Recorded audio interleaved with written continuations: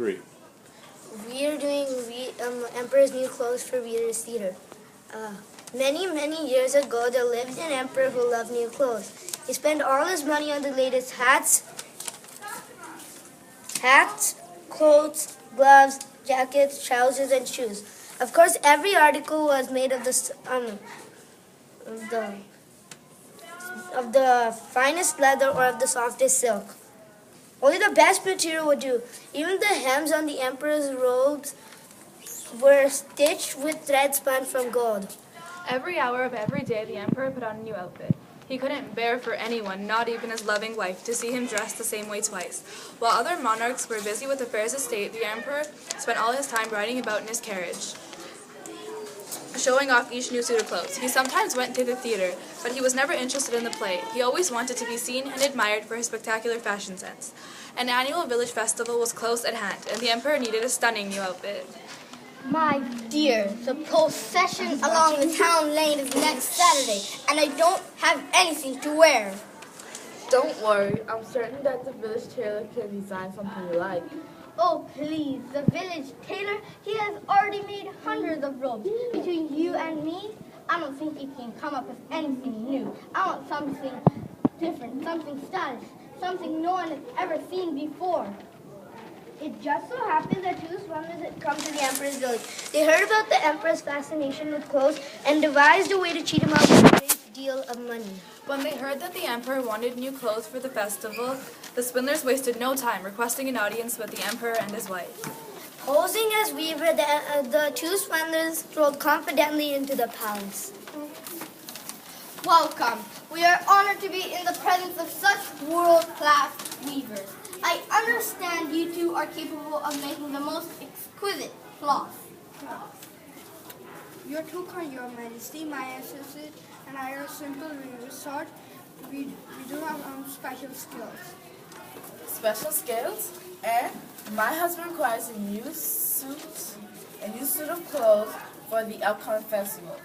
Would you be able to create something unique for him? Something truly spectacular? Oh, most certainly, Your Majesty.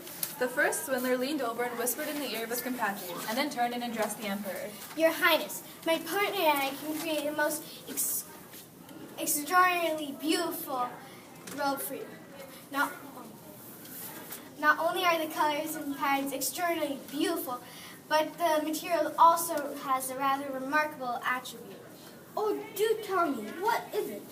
Oh, the clothes is invisible to anyone who is incompetent or stupid. My dear, just imagine how valuable such cloth would be. If I had clothes made from this material, I'll be able to see which of my officials are incompetent and tell the clever from the stupid. It would be nice to know who in our cart is smart and who is foolish. Then it is settled. I want you to begin immediately. I must have clothes made from your special cloth. Money is no object. And so the two swindlers set up their equipment in the weaving room and pretended to go to work. Although there was nothing at all on the looms, they asked for the finest silk and the purest gold, which they all hid away. Often, they would two work for hours, often late into the night. With each passing minute, the emperor became more and more anxious. I would really like to know how they're coming with the cloth. Of course, I shouldn't go down there and bother them myself. Perhaps I'll send my honest old official. He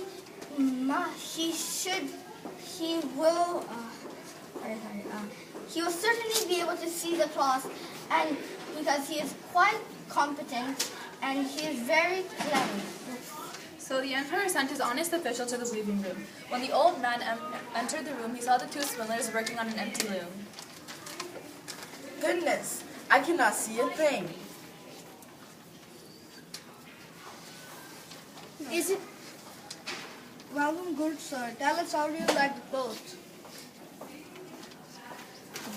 The swindler pointed to the empty loom. Isn't it a beautiful design? Aren't the clothes magnificent? Is it possible that I'm stupid? I have never thought so. Am I incompetent? I'm unfit for my position. If anyone finds out, I'll be out of a job. No one must ever know this. No, it would never do for me to say that I was unable to see the material.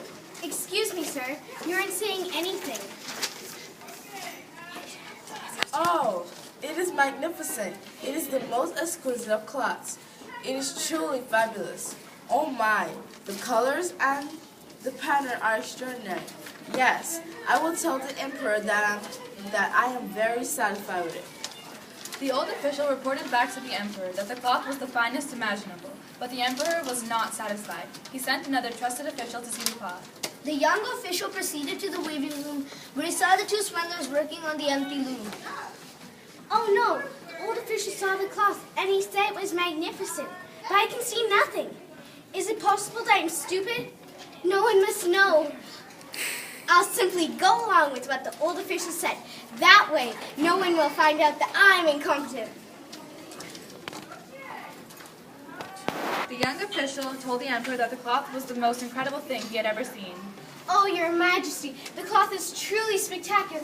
You will be much admired by your subjects at the festival.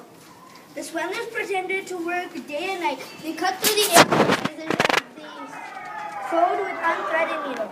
Finally, at the morning of the procedure, they announced that they were done. The emperor and his wife welcomed the weavers to the royal dressing room. Behold, clothes are finished. The two swindlers raised their arms as thought they were holding something. Your Highness, just look at these trousers. And here is your jacket and your robe.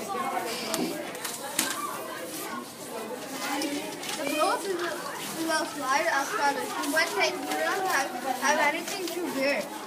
But that is one of the wonderful qualities of such fine clothes. I cannot see a thing, but I mustn't let anyone know. I will simply go along with what the two officials said. My darling, it is truly unique. It is indeed perfect for you. Oh no, my wife sees the cloth. I cannot. I never saw no stupid. No one must know. Yes, the cloth is amazing. I cannot wait to wear it in the procession.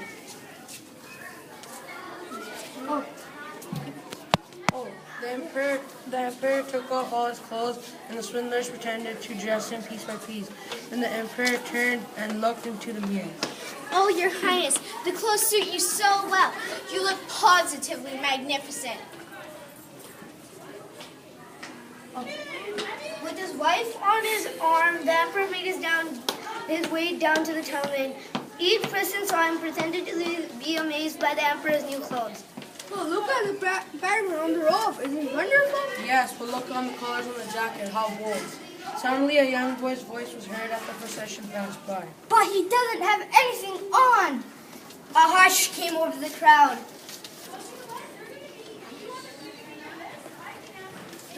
It's true. The boy is right. The emperor has no clothes. It's true, the emperor has no clothes. And so an entire village was humbled by the sincerity of a child. Each person learned that it is better to be alone and honest than to be when a crowd falls. The end. The end.